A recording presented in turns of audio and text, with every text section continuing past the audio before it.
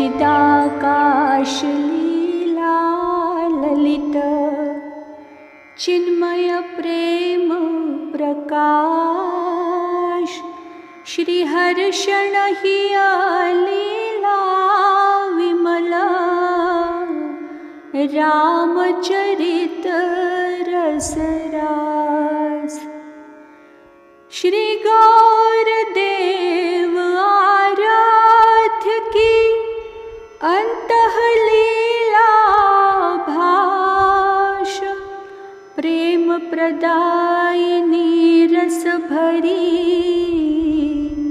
मृदुला कहत रसास मृदुला कहत रसास। श्री सीताराम जी महाराज की जय।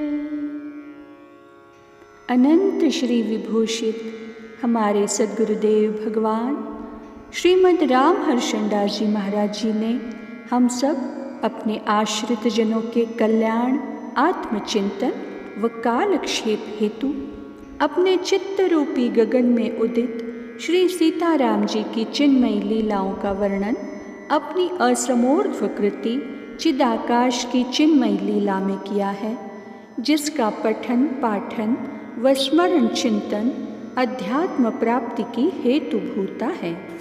उपरोक्त ग्रंथ की क्रमशः वाक सेवा प्रस्तुत की जा रही है। आइए हम कल की लीला को आगे बढ़ाते हैं।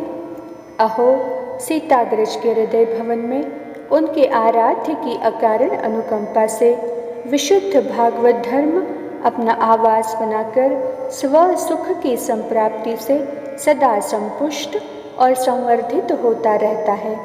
लगता है कि उनके इष्ट देव भी अपने अनंत कल्याण गुण गणों से संयुक्त निजी निकुंज बनाकर वहीं निवास करते हैं। तभी तो भैया का हृदय देश दिव्य देव मंदिर से अतिरिक्त और कुछ नहीं जान पड़ता। लोगों को अपने दर्शन मात्र से सुखी कर देने का यही कारण है। भैया की प्रतिभा एवं प्रभाव अपने पूर्वजों एवं पिता श्री निमिकुल नरेश से न्यून नहीं प्रतीत होता। सुर नर मुनि समुदाय में कुलगत ज्ञान, विज्ञान, वैराग्य और योग विभूतियाँ तो उन्हें सहज ही वर्ण किए हैं। आत्मविशारदत्व का प्रमाण पत्र भी पूर्वजों की भांति सभी दीर्घदर्शी ब्रह्मविद वरिष्ठों से उन्हें ससम्मान संप्राप्त ही है। हाँ, भैया में एक विशेषता अवश्य है, वह परब्रह्म पुरुषोत्तम भगवान की विशुद्ध प्रेमा भक्ति।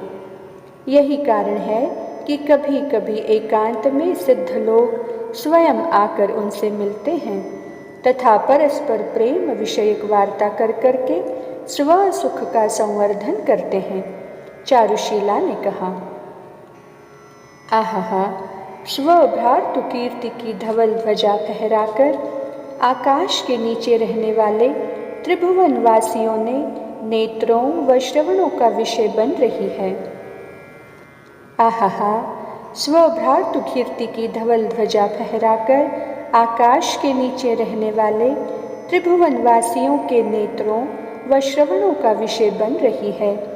निमिकुल नरेशों के आचार्य प्रवर योगीवर्य श्री याज्ञवल्क्य जी महाराज की असीम अनुकंपा से भैया का सर्व समर्पण, आचार्यानुरक्ति, सेवा परायणता, आज्ञानुवर्तन, अनुष्ठान परायणता, भागवत धर्मानुकूलता, ईश्वरानुरक्ति एवं ज्ञान, विज्ञान, वैराग्य, योग की सहज संस्थिति, क्षात्र धर्म इत्यादि के स्वसत्शिष्याय स्व सर्वस्वं प्रदास्यामि की प्रतिज्ञा करने के लिए आचार्य श्री को बाध्य कर दिए हैं।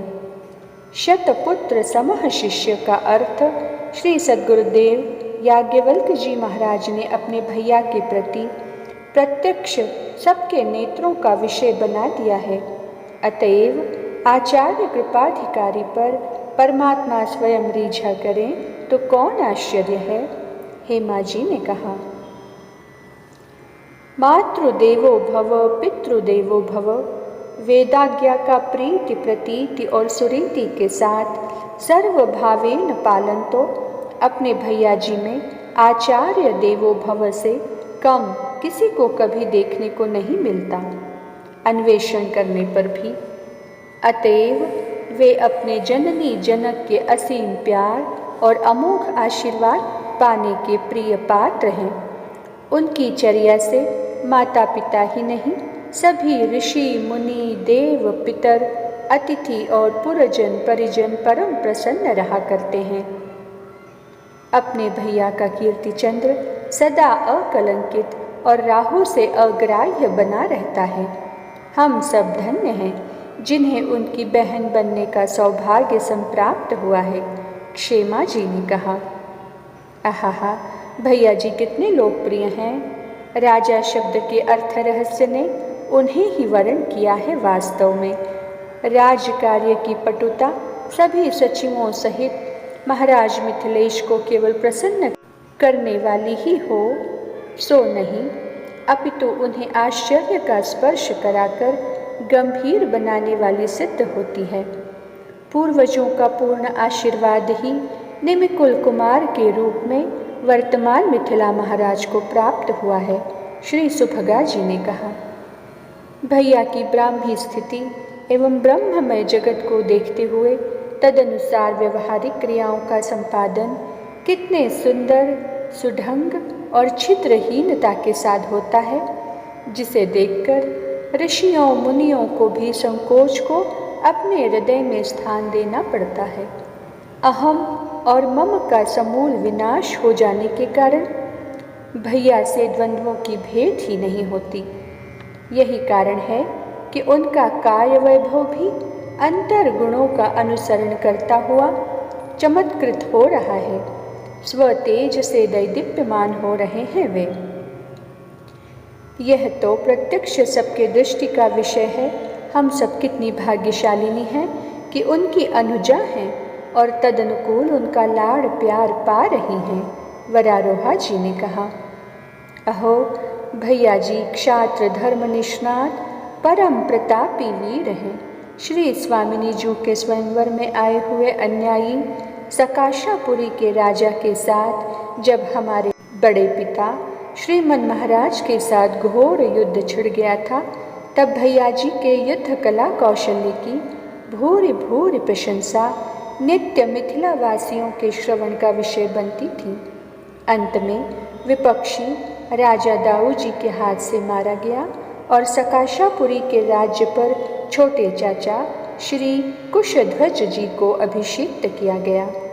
आश्चर्य तो यह है कि भैया जी को किसी वर्ण आश्रमानुमोदित श्रौत व स्मार्त कर्म के करने में आग्रह, आसक्ति, फलाशा और कर्तापन का अभिमान आदि दोष स्पर्श नहीं कर पाते।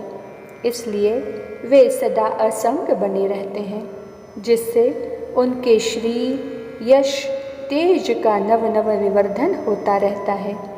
मदन मंजरी ने कहा, हमारे अग्रज अपनी आभा विभा और प्रतिभा से समन्वित वाणी की मधुरता से जब पशु पक्षियों के भी चित्ताकर्षक सिद्ध होते हैं, तब मनुष्यों की क्या कथा।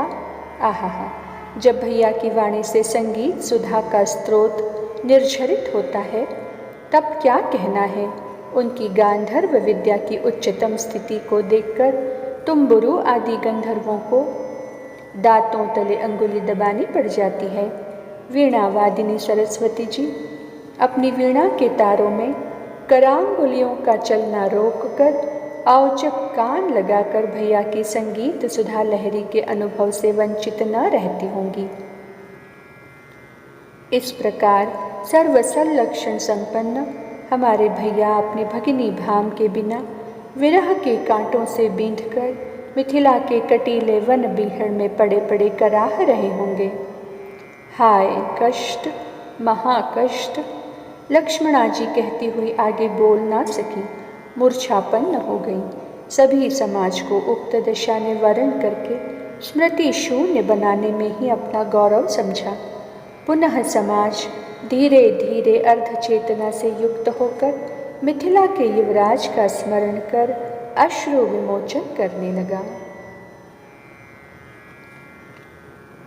आज की लीला को वाणी यहीं विराम देती है। श्री सिद्धि सदन विहारी विहारिणी जो सरकार की जय। श्री लक्ष्मी निधि महाराज जी की जय हो।